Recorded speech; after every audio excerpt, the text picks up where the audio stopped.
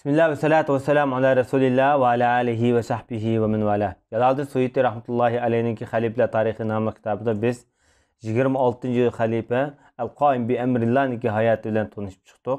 Biz bugünkü dersimizde El-Qaim bi Emrillah'niki 45 yıllık hakimiyet zamanında ölüp ketken meşhur şəxslər, meşhur ulamalar haqqında toxtulub ötümüz. Bu kişinin devirde ölüp ketken büyük Allah-u salihlardan Ebu Bekr el-Berqani degan kişi. Bu kişinin ismi Ahmed ibn Muhammed ibn Ahmed ibn Galib el-Xavarizmi namı ile meşhur. Ondaqda bu Türk ulamalardan. Bu aynı vaqtida şu Bağdadniki hem faqihlarning hem muhaddislarniki peshvosi bo'lgan bu adam. Yani Hafiz degan nomga erishganda. Aynı devirdagi nayati büyük Xavarizmlik, Bağdadlik, Jorjonlik, Nishapurlik, Damishqlik, Misrlik nurg'un ustozlar o'qigan, shu diyorlarda yashagan. Bu kishini sifatlagan ulamolardan Xatibul Bag'dodiy taqvo, ishonchlik, mazbut odam edi. Bizning ustozlarimizning ichida uningdek faqihni, fiqhni nihoyat yaxshi biladigan, arab tilini yaxshi biladigan va mazmut bir ustozlarimiz yo'q edi deb shundoq degan. Bu odamniki hadis haqida yozgan bir necha kitoblari, asarlari ta'kidlangan. Bu kishi Hijriya 336-yil tug'ilib, Hijriya 425-yilda ölüp ketken. Ondan başka büyüklerden Ebul Fazl Feleki degan kişi. Bu kişinin ismi Ali ibn Hüseyin ibn Abi Bekir ibn Hasan el-Feleki. Özü Hamazallık, Hamazan nazırkı İran'daki Nişapur'da Hicriye 427-yil ölüp ketken. Demek bu adamım şu Khurasan, Irak, İran, muşi diyarlarındaki nayeti büyük Allah'ımlardan sanladı. Nemişka bu adamını Feleki, yani astronomiki deyimiz degende hesap, matematikini nayet yaxshi biladigan, andan astronomiyaga öz devirde nayet usta adamken. Hem bunu olan birge bu adam nayet dağınlık, katta, közü görüngen hafızlardan, yani muhaddislerden.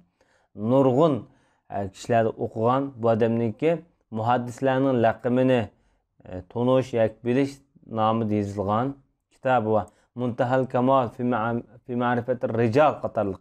Bu kitapların hemisi şu hadis ilmideki tarihi mezmunlarını asas kılan büyük muhaddis. Demek İslam dünyasına ait köp faydalı eserlerini sunulan büyüklerden değildi. Bu kişi Şafii mezhebindeki büyüklerden. Ama matematikini meyli şerik, meyli garipte olsun bunundaki bildiğin adam çıkmagan değildi şu devirde. Demek bu kişi talantlık büyüklerden. Bundan başka yani bir büyüklerden Sa'labi degan nom ile meşhur bo'lgan bir tafsirshunos ulamo bor. Bu kishini Ebu İshaq Ahmed Sa'labi deb ataymiz. Ahmed ibn Muhammed Sa'labi. O'zi Nishapurlik adam. Bu tafsir ilmida, Qur'on Karimning tafsir ilmida ko'ziga ko'ringan büyüklerden. Bu adamning munoyati nurg'un kitoblari bor. Ba'zilar Sa'labi deydi, ba'zilar Sa'alabi deydi. Bu laqimi, o'zining ismi emas, ama laqimining laqimi bilan ko'proq atılıp qolgan. Bu kishinin 427-yillari shu davrda o'lib ketganligi xotirlangan.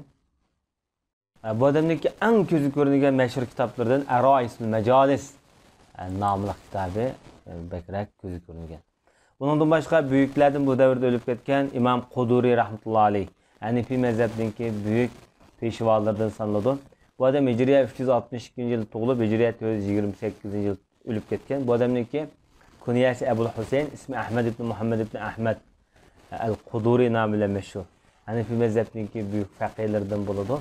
Bulap mı hem de Irak'ta aynı devirde Hanefi mezhep asasen muş adamniki ilim dairesinde. Nayet munazirga nayet yaxshi, sözü nayet yakınlık, cümleler nayet bir xil retlik.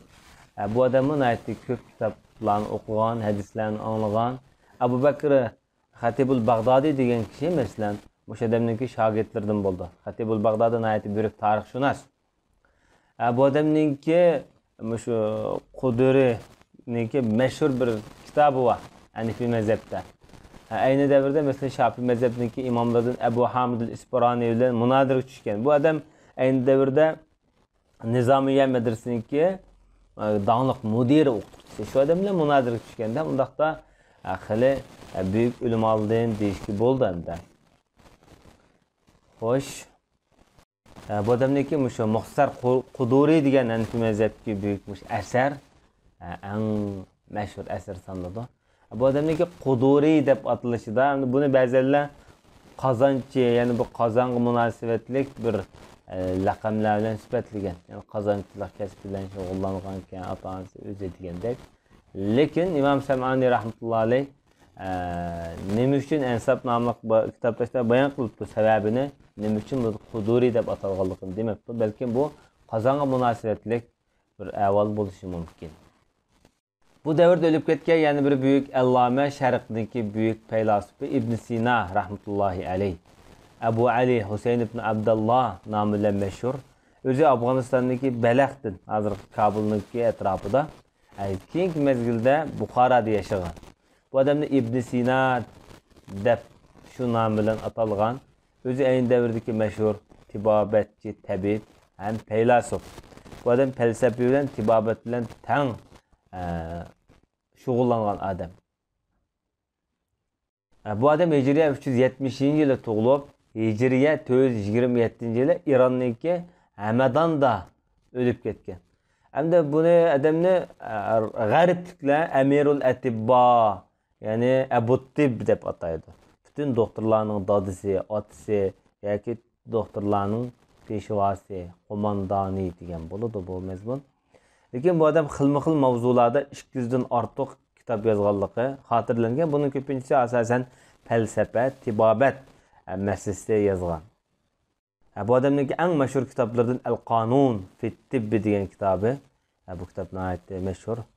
Arabchasi bu kitobniki 5-6 tom qilib yo'g'on besilgan va endi tarjima qilingan Uyg'urchaga. Undaqda bu adam shu Mavran Nahr rayonini, hozirgi O'rta Osiyo taraflarini Samanilarniki davrda yashaganligi muayyan deyishki bo'ldi. Chunki bu adam shu Samanilarniki kutubxonasidan Urdu kitobxonasiga kirib, shu yerdan nihoyat zo'r foydalangan. Mana Samanilarning Urdu kitobxonasiniki shafqati bilan bu adam Ibn Sina bo'lib yetilgan. Bu adam hayotida nurg'un dishvarchilikqa yo'liqqan. Ba'zi ko'tarilib, ba'zi tushirilib, birdamda bir amir, birdamda bir vali, birdamda bir sulton qiyiniga tortib, bir chiqqan vaqtda uni tushirib, shu siyosatniki ko'p qurboni bo'lgan. Ko'p vaqtlarda qo'llashga erishsa, ko'p vaqtlarda qo'llashga erishmayotda och holatda yurgan vaqtlar nihoyat bo'lgan. Hatto Ibn Sina to'g'riliq hatto aqidasida shu Shia Ismoiliya firqasidan edi deydigan qarashlar mavjud. Bu odam to'g'riliq aqidaviy jihatdan nihoyat ig'ir tanqidiy qarashlar bo'lgan. Biroq qanday bo'lishidan qat'iy nazar bu odamning oxirgi hayoti yaxshi bo'lgan deyishga bo'ldi. Chunki bu odam to'liq kasal bo'lib qoldi ekanda. Sababi hamda to'lamda shu sinoq tajriba shaklidagi dorilarni ko'p yeyish kerak. Bir qatimliq bir kasal bo'lib qolishda nihoyat bir xil ig'ir kasal bo'lib qolgan. Shuning bilan hamda davolash unum bermaydi ekan deb bu odam juyinib, butun tövbe qilib, o'zidagi mol dunyoning hammani faqir miskinlik berib, o'zining qullarini ozod qilib, meni kechiringlar deb kechirim so'rab, Qur'onni o'qib, har 3 kunda biz degandek Qur'onni o'qib, mushta o'lib ketganligi Hijriya milodiy 1037-yili 58 yoshida o'lib ketganligi xotirlangan. Bu odamning qabrisi hozirgi Ironniki Hamadon viloyatida. Ibn Sina'nın 276 parça eser yazganlığı hatırlangan bo'lsa-mu, ama bizim zamanımızda yetib kelgan eser faqat 68 parça. Bu kitaplarniki ko'pinchisi arab tilida yozilgan. Qisman bir qismini fors tilida yozib qoldirgan. Bu davrda o'lib ketgan yana bir buyuk shaxsiyatlarimizdan Mihyar Daylami degan kishi o'zi shu daylamlik Hijriya 428-yil, ya'ni milodiy 1037-yil o'lib ketgan. Özümü tege kelib chiqishi Paris, öz yozuvchi, shoir. Bu adam şu Bag'dodda yashagan. Amaliyotda o'zi aqidaviy jihatdan kelib chiqishi Majusi, ki musulmon bo'lgan bu adam. Musulmon bo'lganning o'zi uni yag'i shu islomiyatga nihoyat zo'r tuhf bilan qo'shgan deyishga bo'ldi. Bular arab adabiyoti, she'riyat jihatda. Bu davrda o'lib ketgan yana bir buyuk allomalardan Hilyatul Evliya ve Tabaqatul Asbiya namlı büyük bir eserinin avtoru bo'lgan Abu Nuaym al-Asbahani degan kishi. Bu adamniki mush kitobi bilan mashhur. Bu kitob butun obidlar, zohidlarniki tarixini yezib qoldirgan. Taxminan bu kitobda 800 dek odamniki tarjimalar aks etgan. Bular o'z davrida zohidlik bilan, taqvolik bilan ko'zi ko'ringan. Bunun için nurgun sahabalar bor, nurgun zohidlar bor, nurgun so'pilar bor degandek bundan boshqa. Bu kitap ham ulamolarniki nazarda eng yaxshi kitoblardan deb qaralgan. Lekin bu kitoblarda ba'zi bir qism oshurma rivoyatlar bo'lishi muqarrar. Chunki bu bir tarixiy kitob.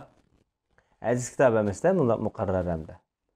Demak, buningda shu arab adabiyoti jihatdan deymiz, boshqa zohidlarniki hayotidan deymiz.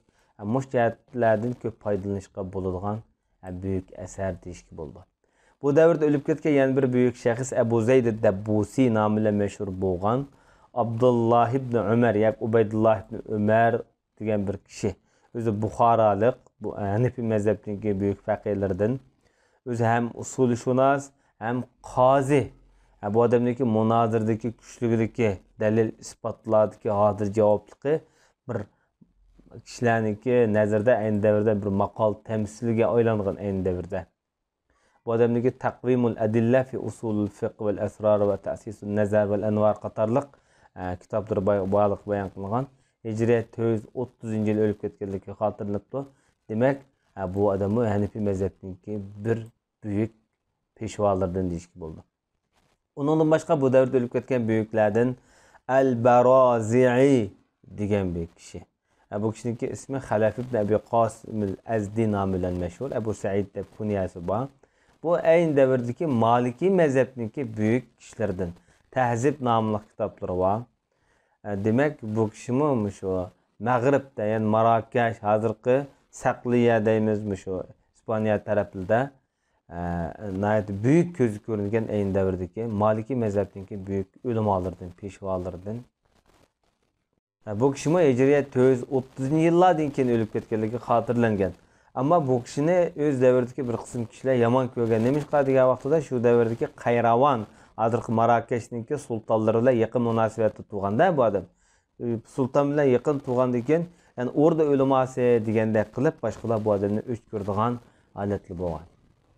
Undan boshqa yana bir o'lib ketgan buyuklardan Abul Husayn al-Basri al-Mu'tazili Hicret 136 yıl ölüp ketken öz devirdeki bütün Mu'tazile firqasininki en katı uleması.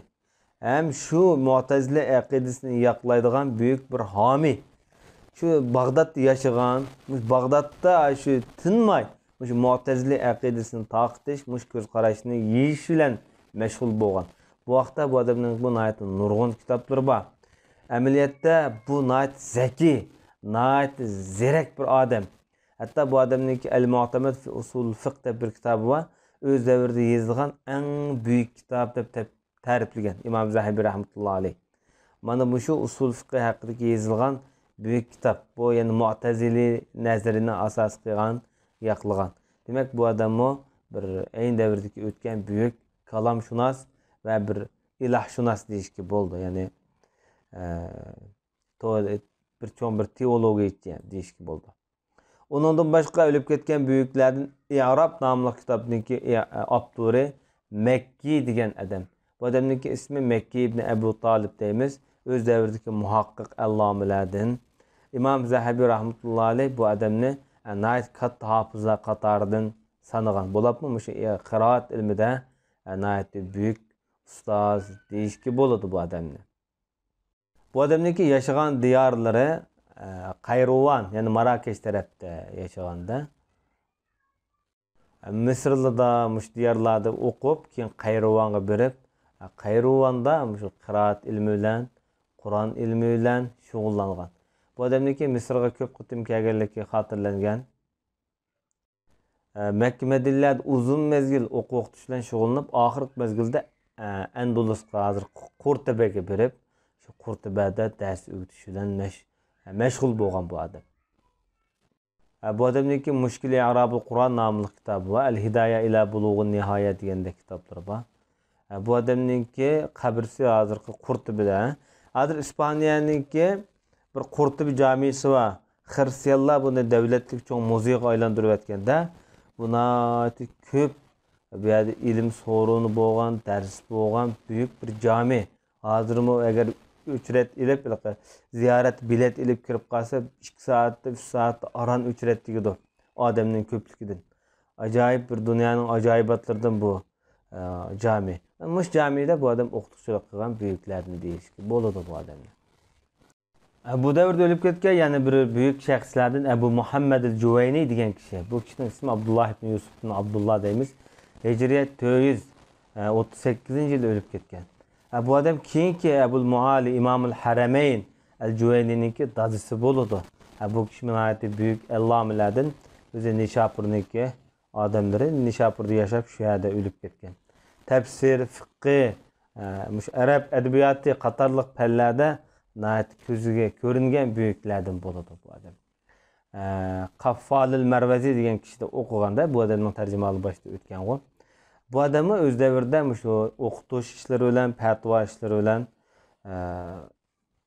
meşgul bulup hatta en devirde nurgun halayık okugaçka ruknu din yani dinin asası diye nam verilgen Nişapur'da.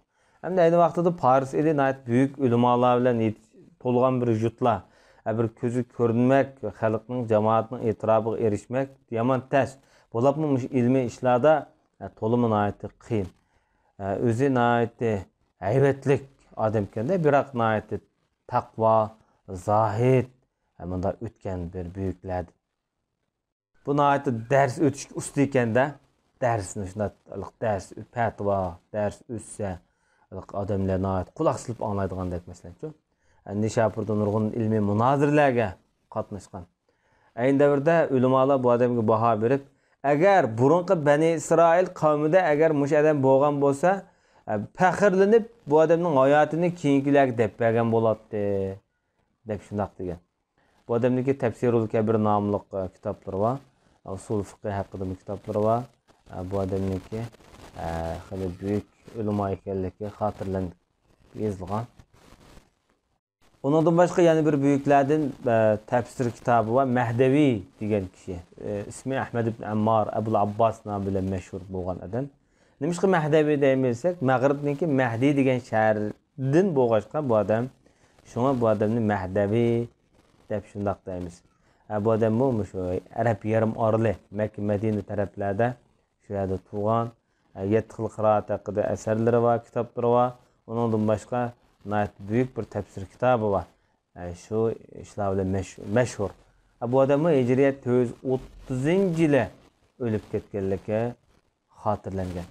Ondan başka yani bir büyüklerden Eflili namıyla meşhur bo'lgan İbrahim ibn Muhammed Zuhri degan kişi. Hicriyet 352. yılı tug'ilib, Hicriyet 441. yılı miladiye 1050. yılı ölüp ketken.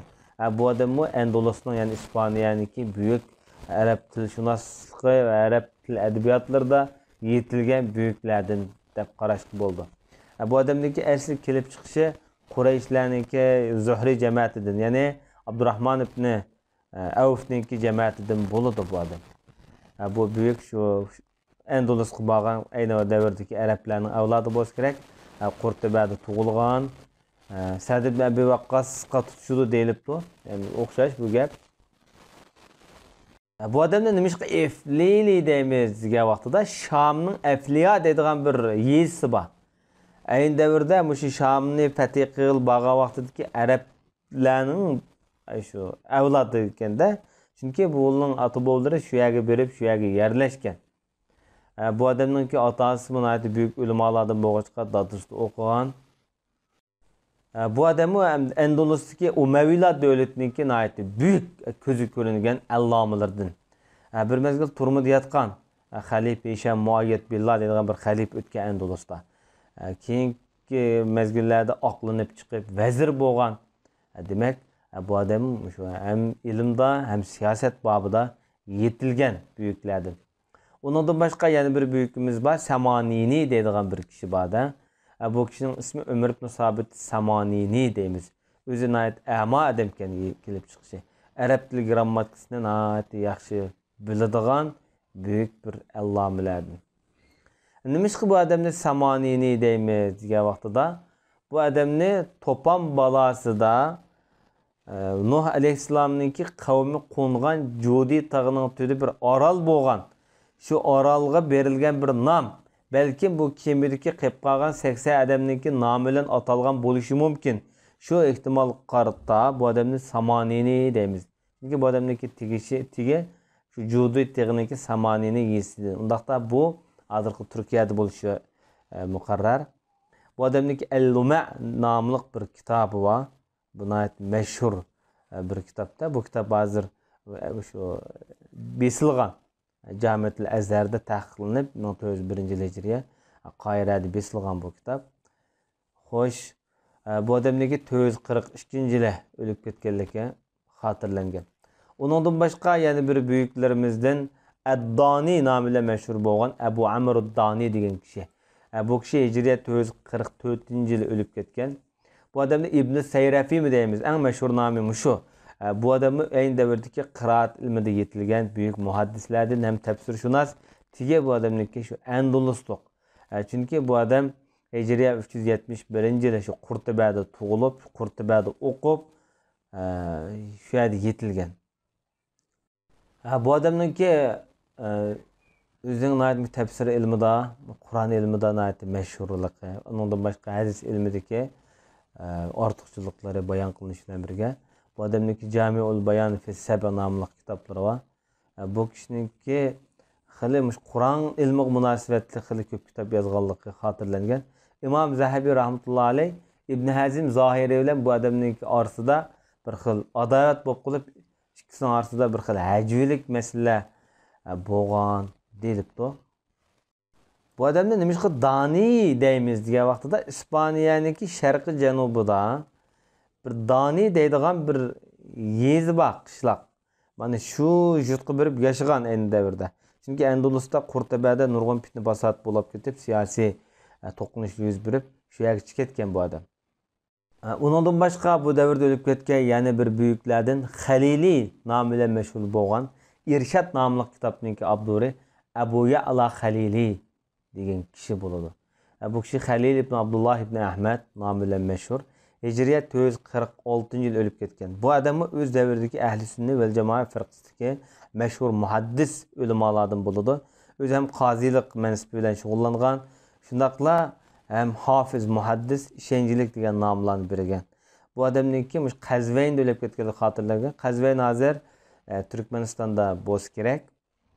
Bu odamning mashhur ustozları, şagirdleri var. Bu adamdaki en meşhur kitaplardan hadis obzorchilik yazgan El-İrşad fi Ma'rifetil Muhaddisi namlı kitap.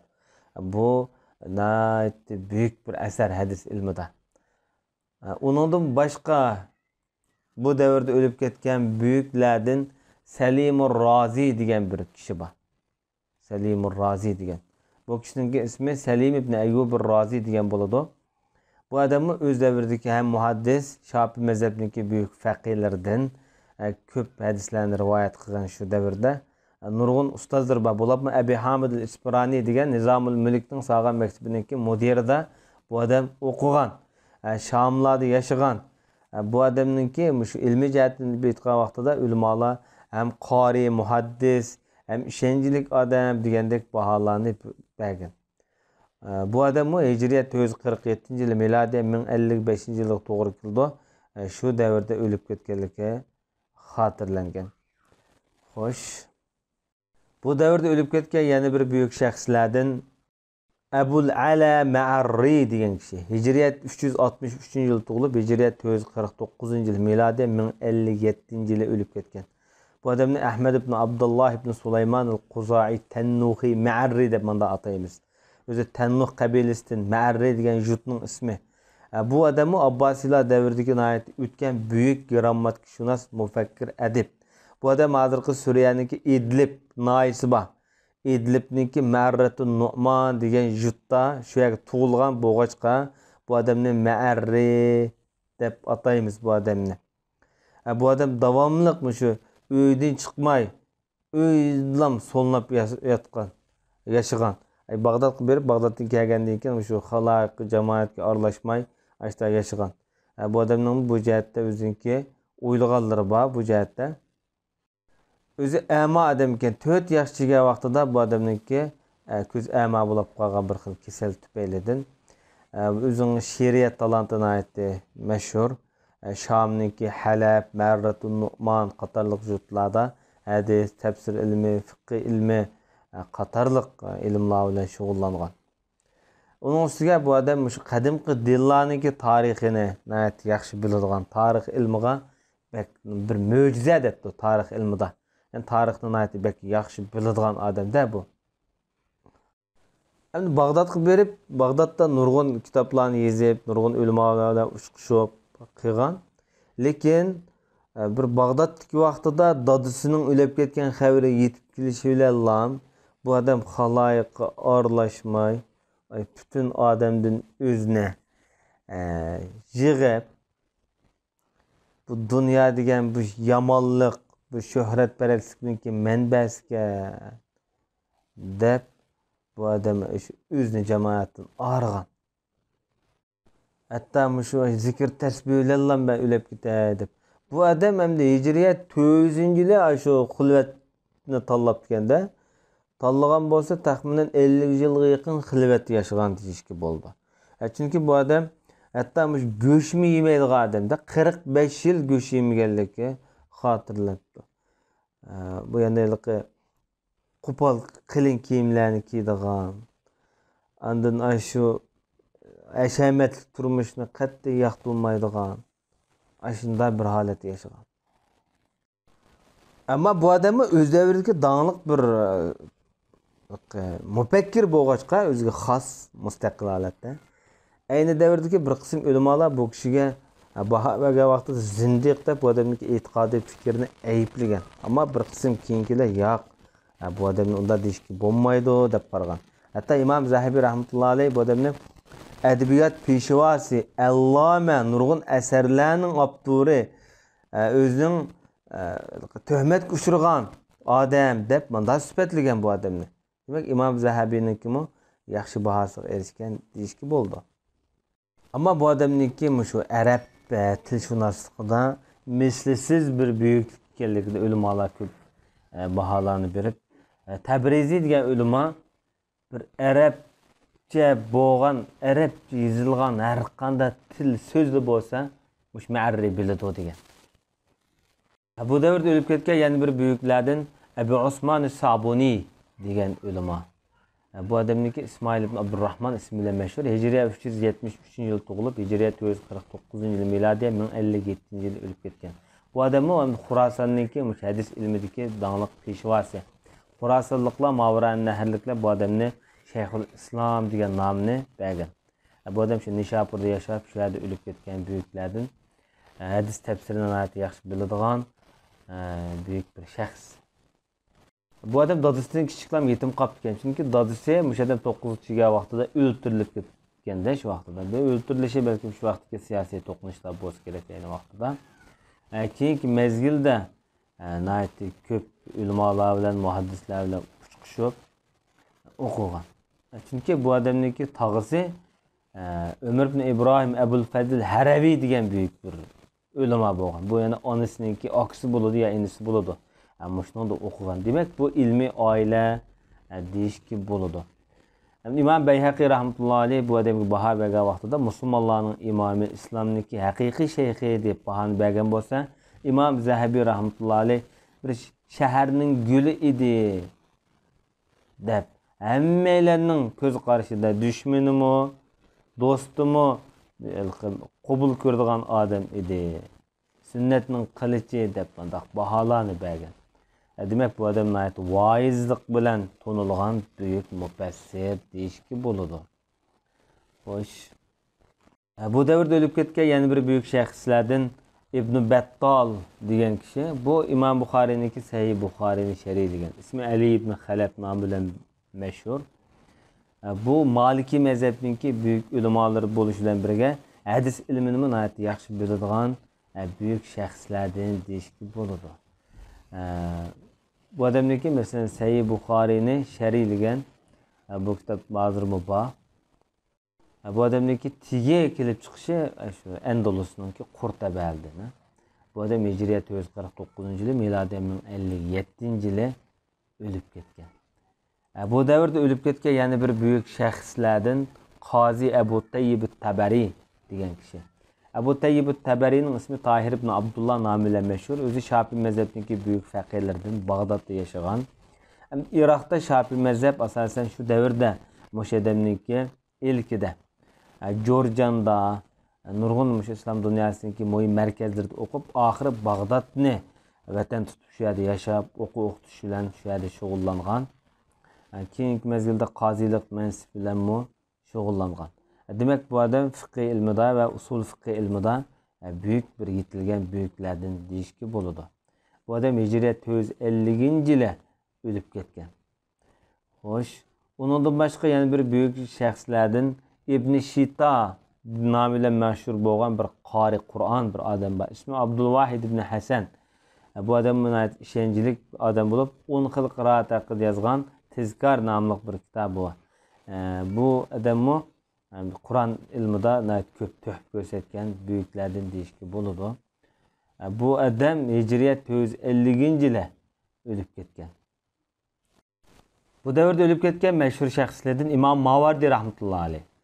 Bu kishining ismi Ali ibn Muhammad al-Mavardi. Hicriyet 364-yil tug'ilib, Hicriyet 450-yili, yani miladiy 1058-yili o'lib ketgan. Abbasilar devletindeki en büyük qazi, nurg'un kitapları var. Shafiy mezhebindeki büyük ulamalardan. Bu adam nurg'un ulamalar o'qigan. Mesela Ebu Hamid al-Isfirani Bag'doddagi mush adamniki ustozi bo'ladi. Nemişki bu adamni Mavardi deymiz desak, Mavardi degan gap gulning suyi degan bo'ladi. Dadisi shu gulning suyini sotgan bir dog'ich ekan. Dadisi shu o'zining yurtidan Bag'dod elib berib, balamni o'qitaman deb olib berib shu yerda o'qitgan. Shunga buningdan bir faxrlik his qilib degan bo'lsa kerak. Mavardi deb ism qo'yilgan, nom qo'yilgan. Bu odamning qozilarning qozisi degan bir nom berilgan bu odam. Demak, İmam Mavardi rahmetullohi alayh nayati büyük ulama, Qadir billah, Qoyim bi emrillah qatorliq ikki xalifaning zamonida yashagan büyüklerdir. İmam Mavardi'ninki en büyük kitabı Ahkam-ı Sultaniye, Edeb-i Dünya ve Din. Bana bulapmış Ahkam-ı Sultaniye demi bekrek. Edeb-i Dünya ve Din diyen kitabını qat'iy taşıması gerek. Davamlı okuş gerek. Mağamisi deydi, ben şu edebniki, Edeb-i Dünya ve Dinni seferge çıksam davamlıq ilib olma deydi. Muş kitapta okuyma deydi. Bu nayeti büyük bir eser. Bu adamni bir qism ulamalar shu vaqtida masalan Qurtabiylar Ahkamul Qur'onda Mu'tazilti deb ayıplagan. Ammo shogirdi Xatibul Bag'dodi yo'q unda emas deb bu so'zlarga raddiya bergan. Bu adamniki An-Nukat vel Uyun nomli bir tafsir kitobi bor. Bu kitobi nihoyatda mashhur. Bularni Edeb-i Dünya ve Dinni cho'qim o'qish kerak. Arab til bildiganlar odam o'qish kerak. Undan boshqa yana bir büyük shaxslardan İbn Babshaz degan kishi, Tahir ibn Ahmed ibn Babshaz nomi bilan mashhur bo'lgan Misrlik bir grammatikarshunos bir odam. Bu Fatimiylar davrida yashagan. Fatimiylar davridagi nihoyat mashhur Misrniki grammatika ulamolaridan. Bu davrda o'lib ketgan yana bir shaxs büyük Abu Abdullah al-Quzai namlı bir kitapın autor bu. Nima ismli adam Şihab namlı, Musnad-i Şihab namlı bir kitapniki autori. Bu adam bu hamda hadis haqida yozilgan büyük kitap o'z davridagi. Buningda masalan turli vasiyatlar, adab, axloq, va'z, nasihat, masalalar qatorliq mazmunlarni asos qilib yozib chiqqan. Bu adamning mush davrda o'lib ketganligi xotirlangan büyüklerdir. Bu davrda o'lib ketgan yana bir shaxslardan İbn Burhan ismli bir kishi. Hicriyet 445-yilda o'lib ketganligi xotirlangan. Bu odamning yashagan yurtlari asosan Iroq doirasida deyishki bo'ladi. Bular mush arab tilniki mush tilshunoslik bilan arab til grammatikasi bilan mashhur. Bu arablarniki hayoti, tarixini nihoyatda yaxshi biladigan büyük bir shaxs shu davrda. Bu davrda ölüp ketken yani bir büyük şahıs İbn Hazm degan kishi. İbn Hazm Zohiriy mi deymiz, Endulusi mi deymiz. Bu adam Hicriye 384-yili tug'ilib, Hicriye 456-yili, milodiya 1064-yili o'lib ketgan. Endulusniki eng büyük uleması deb qaraladi. İmam Tabari'den keyin eng ko'p kitob yozgan kishi deb xotirlangan. Bu adamniki shu zohiriy mazhabni asos qilgan. Ya'ni har qanday Qur'oni Karim va hadis rasullarda harfiy ma'noni asos qilgan buyuklardir. Bu ko'p qirliq ulamada hem edib, hem şair, hem nesepshunos, hem hadis ilmida, hem fiqh, hatta ba'zilar buni shu davrdagi faylasuf deydigan. Chunki yer shariniki jumloq ekanligini bu odam o'z davrida isbotlagan. Hem o'z davrida büyük bir siyaset ilmiyle shug'ullanib vazir bo'lgan. Ama bu adamniki ayıplangan tarafi kitaplardan nurg'un ulamalarni ig'ir so'zlar bilan tanqidlagan. Dadısımı aynı devirdeki Endulus'taki padişahınınki birinin veziri. Demek bu manda Aksonakiler yukarı katlamdaki aileden kelip çıkan bununki kelip çıkışı. Bu adamdaki kitapları yaman köp azır kadar mesela Nesm ilmide bu kitapları var. Fıkkı cihetimi, El-Muhalla namlı kitapları var. Ondan türlük akidevi mezhepler hakkında kitapları var. Bu adamdaki tarihini tanış için texnik çoğunqur izlenişke doğru keladi. Ondan başka yani bir büyük şahslardan bu davrda ölüp ketken Beyhaqi namı bilen meşhur bo'lgan Ebu Bekir el-Beyhaqi degan kishi. İsmi Ahmed ibn Husayn ibn Ali. Beyhaq degan bir çoğun bir yurt Xorasan ilidiki. Bu adam Hicriye 384-yili tug'ilib, Hicriye 458-yili ölüp ketgan. Bu adam büyük muhaddis aynı devirde. Nurg'un ilmlarda o'qigan, nurg'un shogirdlarni yetildirgan büyüklerden deyishga bo'ladi. Bu adamdaki yozgan asarlari nihoyatda ko'p. Mesela Dalail-i Nubuve deb kitobi var, Sunanul Kubra deymiz. El-Jami, mesela iman şahsçılarının toplamdır deyilgan kitaplar var. Bu kitaplar asasen bazı İslam dünyasında o'qiladi, tadqiq qilinadi. Bu adam muhaddis bo'lishdan birga hem faqih, hem diyonatlik, taqvo büyüklerden deyishga bo'ladi. Ondan başka bu davrda ölüp ketgan büyük şahslardan İbn Sayyida degan bir kishi. İsmi Ali ibn İsmail, lekin İbn Sayyida namıyla meşhur bo'lgan. Hicriye 398-yili tug'ilib, Hicriye 458-yili, milodiya 1066-yili ölüp ketgan. Bu adam mı Endulusluq, yani İspaniyalik büyük lug'ashunos. Bu adamning El-Mahkum el-Muhit el-Azam namliq şu Arap tili haqida yozgan cho'ng bir qomus var. Bu kitap hozirmi İslam dünyasida meşhur. Hem de demek bu adamniki şu Arap tilshunoslikka qo'shgan töhfisi deyishga bo'ladi bu adamniki. Onun başka kitaplarım var, lekin bu kitabı bekrak meşhur. Onun başka ölüp ketgan büyük şahslardan Ebu Ya'la el-Hanbali degan kishi. İbnül Ferra namıyla atıldı. Bu adam mı Abbasiler devirdeki büyük Hanbali mezhebindeki büyük fakirlerden. Demiş ki Ferra deymiz yani bu adam da ulağının mesela Nork deymiz mi? Şu Nork çapallarını tikip satılgan ünür bakken de şuna bunu İbnül Ferra deb atalgan. Bu adam dadısı şu oynayını kıldıkken. Ama bu adam özü qazi. Şu Abbasiler devirdeki meşhur qazi. Hatibul Baghdadi'nin ustazı buludu onun bu adam. Yani nurgun şagirdlarını yetildirgen Irak'taki nayet meşhur büyük ulema deyişki buludu. Çünkü dadısı mı Hanefi mezhebindeki büyük peşvalar denken. Kur'an, tefsir ilimlerine, fıkıh ilimlerine mahirken bu kişi. Demek bu kişi mi şu devirdeki büyük ulemalardan deyişki buludu. Bu devirde ölüp ketken büyük bir şahslardan Xuzari namıyla meşhur bo'lgan Muhammed ibn Ahmed el-Mervazi degan kishi. Hicriye 385-yili tug'ilib, Hicriye 460-yili ölüp ketgan. Bu kishi hem de Türkmenistan'daki büyük şeyhlerden, büyük allamalardan deyishki bo'ladi. Bu adamın nurg'un şu ilmi so'rovlar qatnashgan nurg'un kishilarga dars o'rgatgan büyük şahslardan. Bulapmı şu Şafi mezhebiniki aynı devirdeki büyük bir pişvası, zekiliki, hepsi kuvvetindeki nayet güçlülük bilen öz devirde nam ağa. Ondan başka bu yani bir büyüklerden Huzeli namıyla meşhur boğan Yusuf ibn Ali Abul Qasim el-Huzeli degan kişi. Bu kişi bu adamdaki asli jütte adırkı Cezayir, yani Algeriya tarafında. Müşahede ilim öğreniş için nurgun seferlerini kılış jarayonida ahiri şu Özbekistangacha, Farg'onaga, Farg'onadan o'tgan, hatto bizning diyorlarimizga chegirlag'icha bog'liqqa qayd qilingan.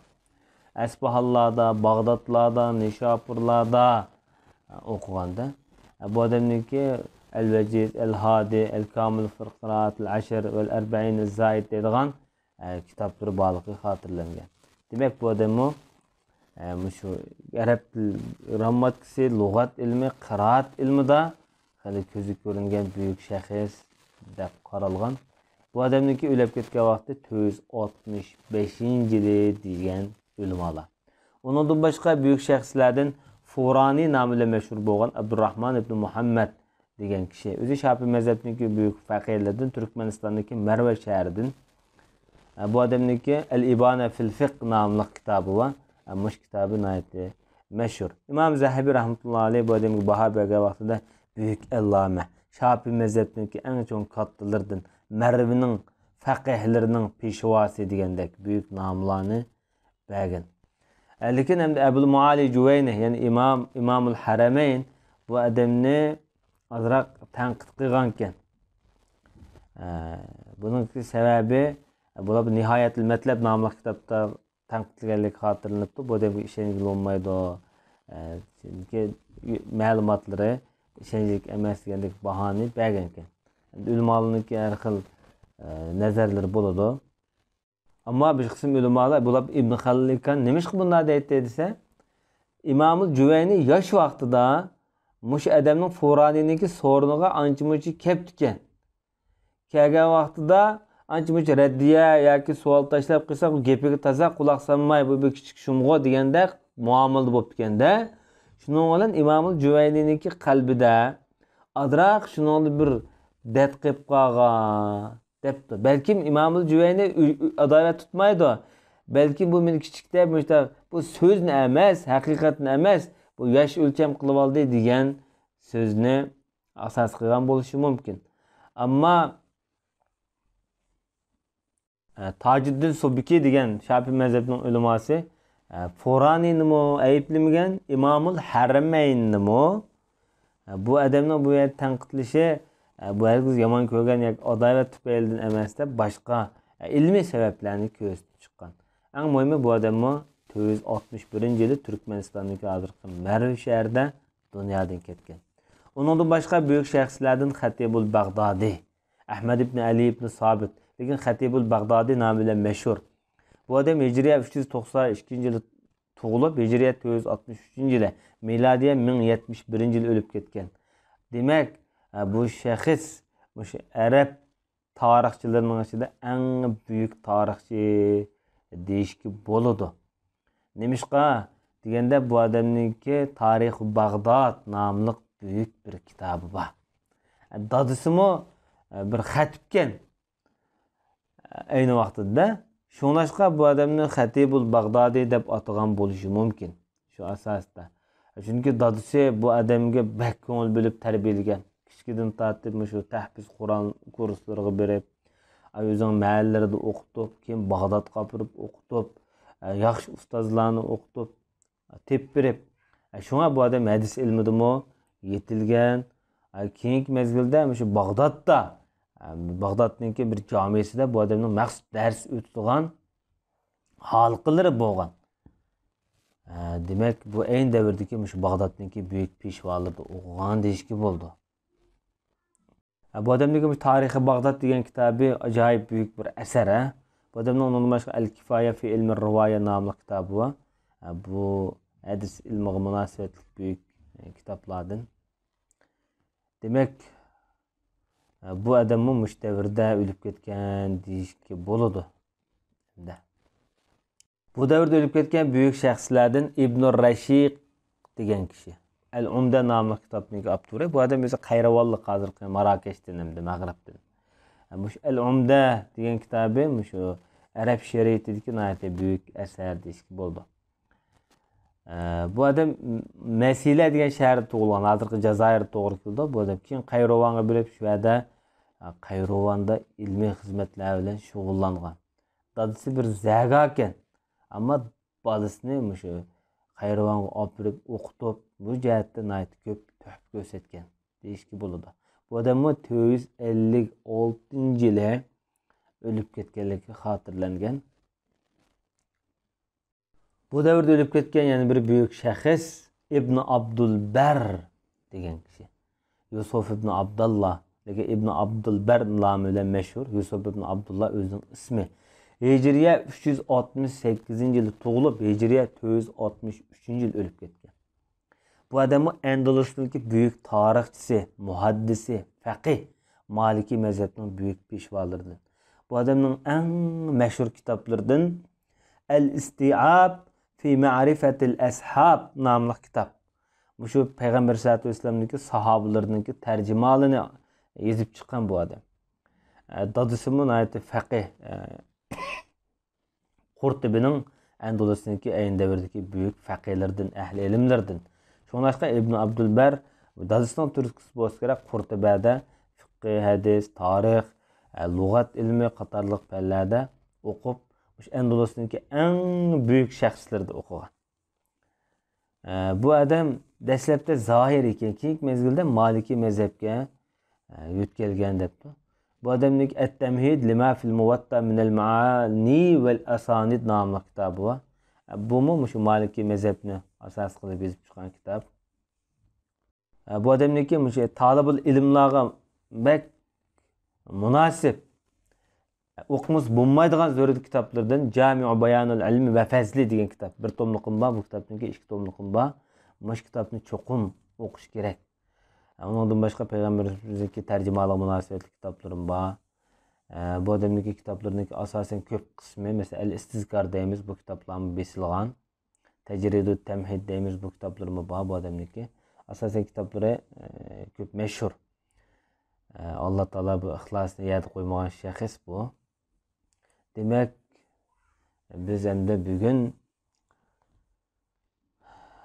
Muş davrda ölüp ketken büyük şəxslərniki tərcümalarını toxtulub ötdük. Biz keyinki dərsimizdə Allah xalisi inşallah 27-ci xəlifə El-Muqtadi bi Emrillah'ın hayatı ilə tanışıb çıxımız. Və sallallahu ala nebiyyina Muhammed və ala alihi və sahbihi ecmaîn.